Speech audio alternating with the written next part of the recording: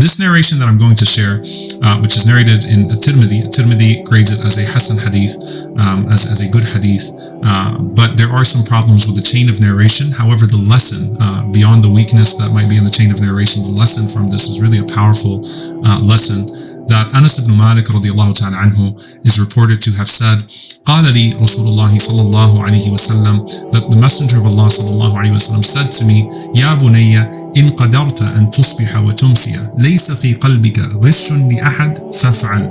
ثم قال لي يا بني وذلك من سنتي ومن أحيا سنتي فقد أحبني ومن أحبني كان معي في الجنة. He says that the Prophet ﷺ said to me, "O my son, if you are capable." So again, just the nature of the delivery, that this is the Prophet ﷺ giving heartfelt advice to Anas ibn Malik radiallahu ta'ala anhu, who he raised in his own home. "O my son, if you are capable of waking up in the morning and ending the evening without any hatred in your heart for anyone, then do so." So he's telling Anas radiallahu ta'ala anhu, "Oh my dear son, look at how you wake up in the morning and look at how you sleep at night. If you can do so, removing all grudges from your heart when you wake up and when you sleep at night, then do so." And he says to me, "Oh my son, this is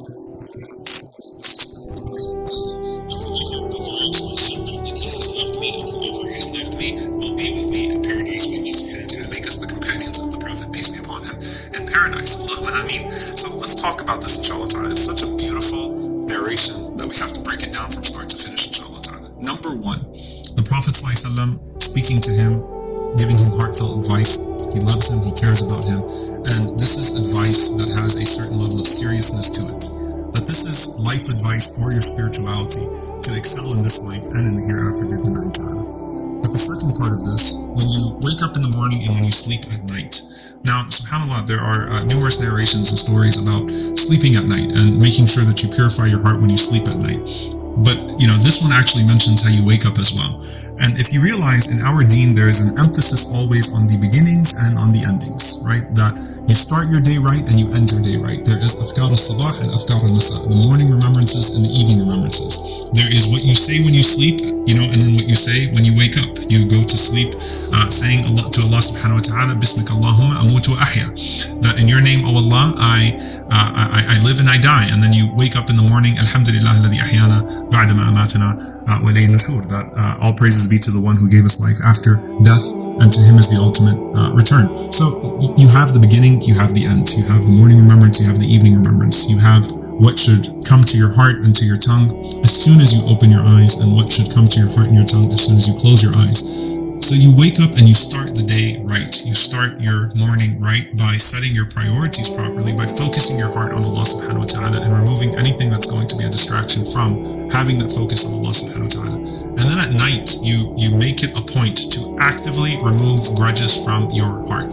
The best way this can be achieved is to actually make dua for the person, to pray for the person, and to ask Allah subhanahu wa ta'ala for forgiveness for them and goodness for them. So every morning and every night you actively purify your heart of those grudges. And then this part here, "Oh my son, this is from my sunnah." When you think about the sunnah of the Prophet sallallahu alaihi wasallam, and all of the sunnah is blessed and all of the sunnah is relevant, none of it is to be discarded, not that which is major nor that which is minor. It is all the sunnah of the Prophet sallallahu alaihi wasallam. When you think about the sunnah of the Prophet sallallahu alaihi wasallam, think about this being a part of his sunnah, removing grudges. And imagine what it was like for the Prophet ﷺ to consistently, over a course of 23 years, welcome people into his community that had done horrible things to him, right? Until the day of his death, ﷺ, the Prophet ﷺ was welcoming people into his ummah that had killed family members, that had run him out of Mecca, that had put him through all sorts of things, that had harmed him in so many different ways. And the Prophet ﷺ is accepting their repentance and accepting them into the community and not mistreating them, nor reminding them of the harm that they committed against him. He has a heart to make dua for them, to pray for them, even in Uhud as they're knocking his teeth out, and he has a heart to not remind them. When you think about Yusuf alayhi salam, and we talk about how the Quran was revealed to the Prophet ﷺ in stages, and the stories of the previous prophets, those long surahs, those long stories of the previous prophets were specifically revealed to the Prophet ﷺ to bring firmness and tranquility to his heart in the midst of his hardest moments, like Surah Yusuf. And when Yusuf alayhi salam says to his brothers there is no blame upon you today. لا تثريب عليكم اليوم. How did the Prophet ﷺ settle that in his own heart to where he carried it to that momentous occasion of Fatih Makkah, of the conquest of Mecca, where he could have held his brothers to account. He could have done to them what they did to him, but instead the Prophet ﷺ repeats what his brother Yusuf repeated. It settled in his heart when he was still in Mecca being persecuted. It stayed with him when he returned to Mecca as well, and that's what he said. لا تثريب عليكم اليوم, right?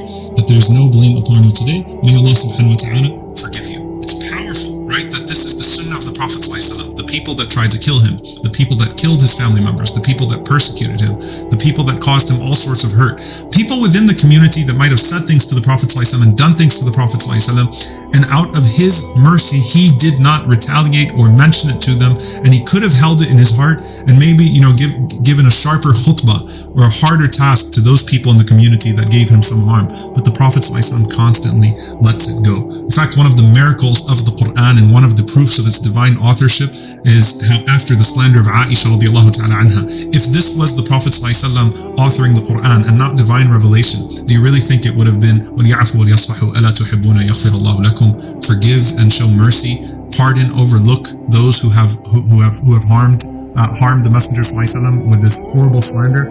Don't you want Allah subhanahu wa ta'ala to forgive you and show mercy to you? If this was a man alayhi salatu wasalam, who was, as they claim, authoring the Quran himself and doing it in accordance with his personal goals, wouldn't it have been one of a vindictive nature of going after those that harmed him? Rather, it was forgiveness and pardoning and mercy. So you think of the Prophet sallallahu alaihi wasallam, and this is his sunnah, right? This is certainly his sunnah of how he dealt with the people that harmed him in his own community, before they came into the community, and even those within the community afterwards, maybe unknowingly often in what they might have said or done to the Prophet sallallahu alaihi wasallam. But he makes it a point alayhi salatu wasalam to remove anything from his heart against them. He does not want to meet them alayhi salatu wasalam with hard feelings. He doesn't even want members of his community to tell him things about other members of the community in a way that he might have hard feelings towards them alayhi salatu wasalam. He wants to have a heart that is always salim, that is always at peace with everyone that's around him. And he's making it a point to tell Anas radiallahu ta'ala anhu, this is my sunnah. This is how I am. I am not telling you to do something I don't do, and no one has been harmed more than the Prophet sallallahu alaihi wasallam, called names, slandered, persecuted than him, yet still he finds it in his heart sallallahu alaihi wasallam to always forgive people, to have the capacity to forgive them, even to the moments of their death. The Prophet ﷺ had a heart that would have been willing to accept Abu Jahl had Abu Jahl repented and turned back to Allah and sought forgiveness for everything he put the Prophet ﷺ through.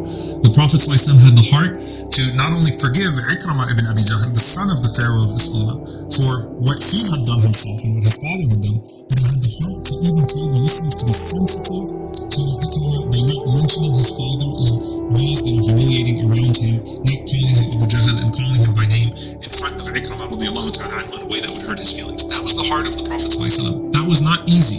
That is part of the ingredient of his qiyam, of his praying at night, and all of the things that we read about him alayhi salatu wasalam, standing in gratitude, weeping at night, prostrating at night, reciting the Quran at night, in that solitude with his Lord subhanahu wa ta'ala. So that's the sunnah of the Prophet ﷺ, not just something he tells us to do, something he had to do harder than anyone else. And then the Prophet ﷺ says to him, "O my son, that is my sunnah, and whoever revives my sunnah فَقَدْ أَحَبَّنِي قُلْ إِن كُنْتُمْ تُحِبُّونَ اللَّهَ فَاتَّبِعُونِي يُحْبِبْكُمُ اللَّهُ وَيَغْفِرْ لَكُمْ ذُنُوبَكُمْ," as Allah says in Surah Ali Imran. So if you truly love the Prophet ﷺ, then follow the Prophet ﷺ.